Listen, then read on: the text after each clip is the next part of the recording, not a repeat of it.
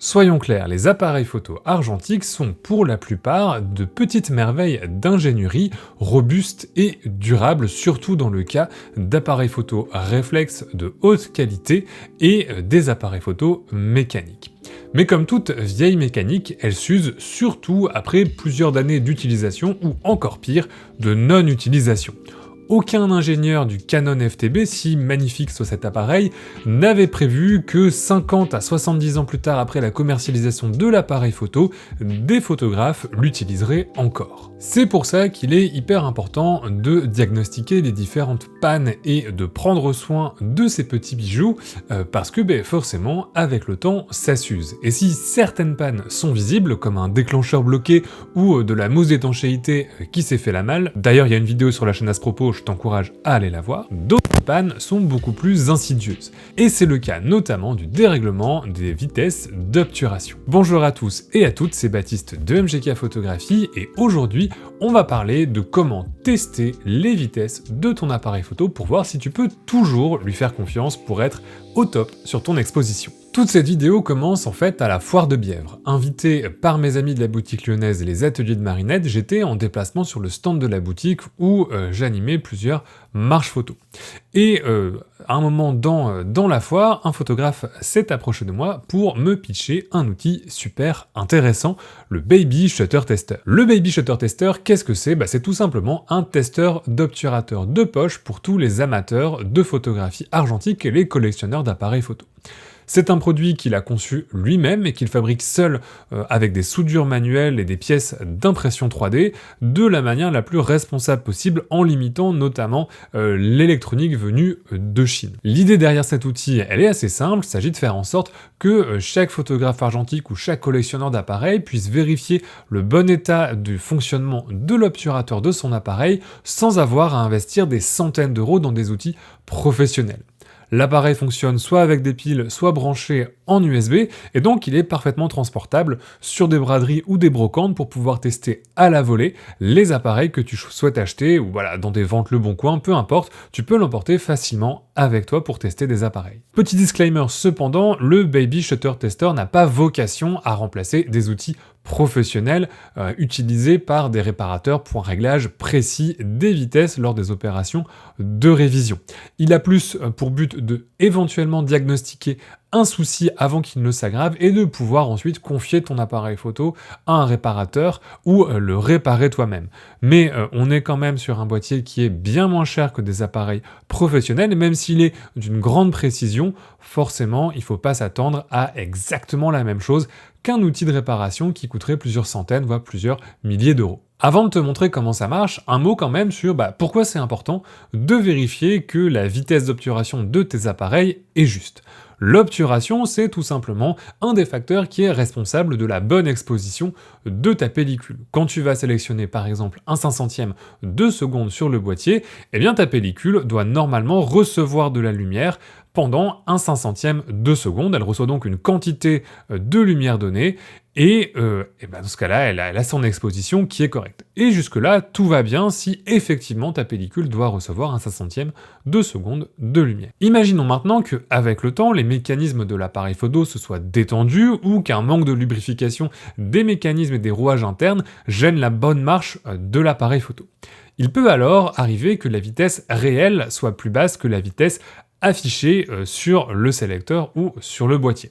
Tout simplement, je reprends mon même exemple, tu vas sélectionner un 500e de seconde sur le boîtier, mais l'obturateur mécaniquement est un petit peu trop long et il va traîner un petit peu et il va exposer ta pellicule non pas pendant un 500e de seconde, mais pendant un 300e de seconde, donc une durée un petit peu plus longue. Qu'est-ce que ça va avoir comme résultat ? Tout simplement, ta pellicule va être légèrement surexposée, dans ce cas-là, de peu près 2/3 de stop.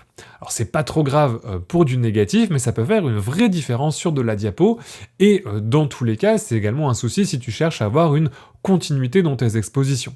Parce que si tu ne peux pas faire confiance à ton obturateur pour exposer le bon temps sur ta pellicule, eh bien forcément, tout ton travail de calcul de l'exposition auparavant est faussé, et si tu as besoin d'une consistance importante, ça peut poser problème sur ton travail et sur la fiabilité de tes négatifs. Pour régler le souci, en général, un nettoyage et une lubrification de l'appareil photo en profondeur règlent le souci, mais il faut parfois intervenir plus lourdement sur les mécanismes de l'appareil photo, surtout dans le cas d'appareils photo mécaniques. Alors ici, ça dépasse mes compétences et je te laisse plutôt à t'adresser à des réparateurs confirmés, comme par exemple Ostophoto.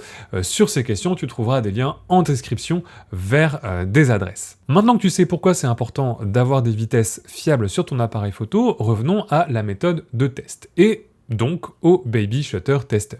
Puisque sur des vitesses aussi élevées que 1/500 de seconde, il est impossible de déceler un décalage de quelques centièmes de seconde sans machine. Puisque à l'œil nu, sur un appareil photo, tu ne verras pas la différence, et sur un négatif, notamment après les corrections du scan, tu verras peut-être pas forcément non plus la différence clairement, alors que tu as peut-être un problème et que ton appareil peut être entièrement décalé, toutes les vitesses peuvent se retrouver décalées, et tu peux surexposer en permanence ta pellicule d'un tiers de stop, voire parfois d'un stop entier, et ça peut te poser problème. Alors maintenant, comment ça fonctionne? On va venir tester ça et vérifier les vitesses de ce Canon FTB. Alors, ici on a simplement le boîtier de test, qu'on va allumer ici sur le côté, qui va faire une petite lumière et qui indique qu'il est prêt. Et ici, c'est la partie capteur, donc tu as deux formats, le format 35 mm, et avec cet adaptateur que tu peux venir clipser ici, tu as le format moyen format pour tout ce qui est 6.6, 6.7 et 6 4/5.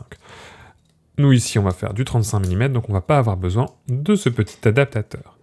Alors, on a notre boîtier. Alors tu peux tester avec des boîtiers avec un objectif. Là, je l'ai enlevé parce que c'est plus simple simplement à manipuler.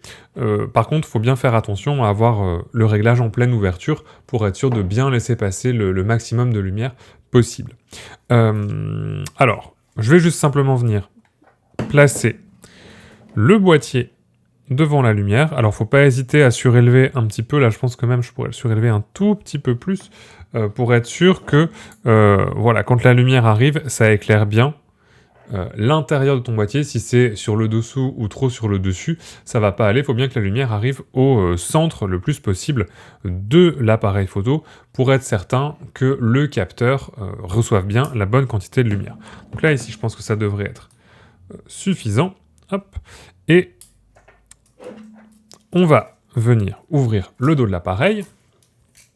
On a ici l'obturateur et on va venir placer tout simplement le capteur à ce niveau-là sur...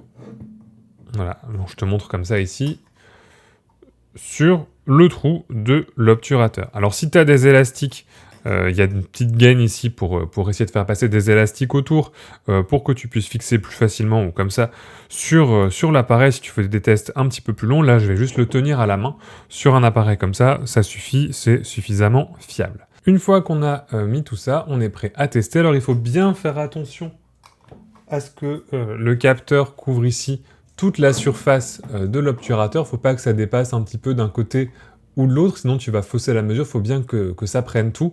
Donc c'est pour ça que je te conseille d'utiliser quand même plutôt des élastiques, si tu veux vraiment des mesures assez fiables, et éviter de faire des erreurs. Donc moi ici, on est bon, on est sur le millième de seconde, j'ai déjà armé le boîtier, et on va pouvoir tester cette vitesse. Ah, on va armer notre boîtier, et... Voilà, on voit qu'on est à 1,903, ce qui est pas trop mal. On peut refaire un deuxième test pour être sûr de la fiabilité de cette mesure, si jamais on a des petits doutes. Si par contre l'appareil pouvait faire la mise au point correctement, ce serait pas mal.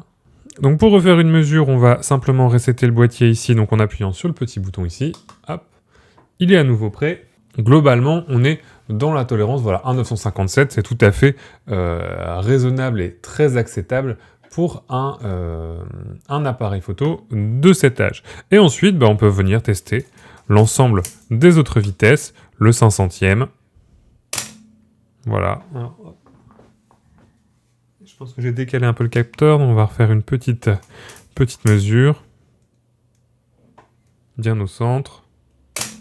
Voilà, 1,563, le 250e, 1,253e. Donc on voit que ce boîtier-là, en tout cas, il est plutôt en bon état en termes de vitesse, 125e et 1 117e, donc c'est des différences qui sont minimes et qui vont avoir aucun impact sur l'exposition.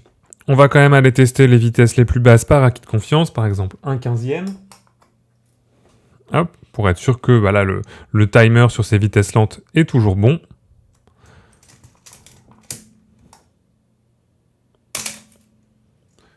Là, on a 1/16e de seconde, donc c'est parfait. Et si on prend le quart, 1/4 de seconde, 1, 3.4, donc il y a 0,6 secondes de décalage. Et si on prend la seconde entière, mettons, pour être sûr, tout pile 1 seconde. Donc on peut dire que ce FTB QL passe les tests sans suer et que globalement il est en excellent état. Comme tu peux le voir, c'est vraiment super simple d'utilisation. Le boîtier en plus est vraiment très bien fini, l'affichage est clair, et pour quelque chose qui est fabriqué en 3D, avec une impression 3D, c'est vraiment hyper propre, hyper bien fini, on dirait presque que c'est usiné, donc c'est vraiment pas mal du tout en termes de fabrication, et ça c'est plutôt chouette, je trouve, pour un produit, c'est bien designé, les boutons sont inspirent plutôt confiance, donc ça a l'air d'être assez durable, et c'est un bonus pour ce type d'objet, surtout à ce prix-là. Alors bien évidemment, il ne faut pas s'affoler si la vitesse affichée n'est pas exactement identique. C'est à la fois dû au procédé de test, mais aussi et surtout aux tolérances sur les appareils anciens. Sachant qu'il peut y avoir entre 20 et 30% d'écart sur un appareil photo mécanique, notamment sans que ça pose vraiment problème. Si ton 500e de seconde est donné à 1/415e par exemple, bon, la différence est assez faible, notamment sur du négatif, et tu ne verras pas la différence sur tes photos. Par contre, si ton 1/500e s'approche du 1/300e, et là on est plus proche du 1/250e de la vitesse juste avant que du 1/500e, c'est là qu'il peut y avoir un souci. Il faut aussi noter que toutes les vitesses ne vont pas être affectées de la même façon, et qu'il est important de tester à la fois les vitesses lentes comme les vitesses rapides. Si tu vois par exemple qu'il n'y a que les vitesses rapides qui sont affectées mais pas les vitesses lentes, c'est peut-être simplement un problème de nettoyage et de lubrification de l'appareil photo. Si par contre toutes les vitesses présentent un décalage similaire, on est peut-être plus sur un problème mécanique. Alors ça c'est pareil, je ne suis pas du tout expert dans la réparation d'appareils photo, mais selon le type d'obturateur, mécanique ou électronique, les méthodes pour réparer le souci vont être différentes, et à moins d'être assuré de savoir démonter, réparer et surtout remonter ton appareil photo, mieux vaut confier la tâche à un réparateur aguerri, car les interventions sur l'obturateur nécessitent souvent un démontage très important de l'appareil photo.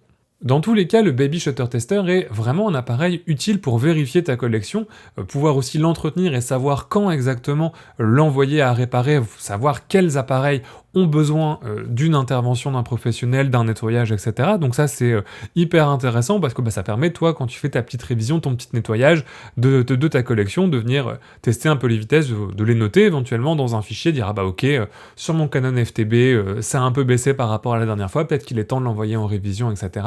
Et l'avantage, c'est que c'est vraiment très abordable, parce que ça coûte moins cher qu'un Pro Pack de portrait, et que c'est compatible avec les appareils 35 mm comme moyen format. Alors comme je disais en début de vidéo, faut pas voir ça comme un appareil professionnel qui va pouvoir te servir, qui va être fiable comme un testeur professionnel, mais franchement sur le test que j'ai effectué, c'est vraiment assez fiable. Il y aura plus de détails sur la page, dans la description de la vidéo, tu auras vraiment tous les détails sur l'appareil photo et les différentes tolérances, mais pour tester des appareils photo de la pose de la seconde jusqu'au 4 millième de seconde, c'est vraiment parfait, et globalement, pour un photographe amateur, ça couvre, je dirais, 95% de tes besoins en termes de diagnostic pour l'entretien de tes appareils photo. Bien évidemment, si tu veux plus d'informations sur cet appareil, il y aura un lien d'achat dans la description de la vidéo. Il y aura aussi le lien vers la page GitHub du développeur de ce petit appareil, où tu retrouveras le manuel d'explication et la procédure en détail, et énormément d'informations à la fois sur la fabrication et l'utilisation de cet appareil. C'est un achat que je te conseille vraiment si tu as une collection importante d'appareils photo, et si c'est important pour toi de garder un œil sur l'état de fonctionnement de tes différents boîtiers. Tant que tu es dans la description, tu peux aussi aller faire un tour sur mes réseaux sociaux, sur le site de la Box Argentique, mon projet de box photo pour tous les photographes argentiques. Et de mon côté, je te dis à la prochaine, et d'ici là, bonne photo!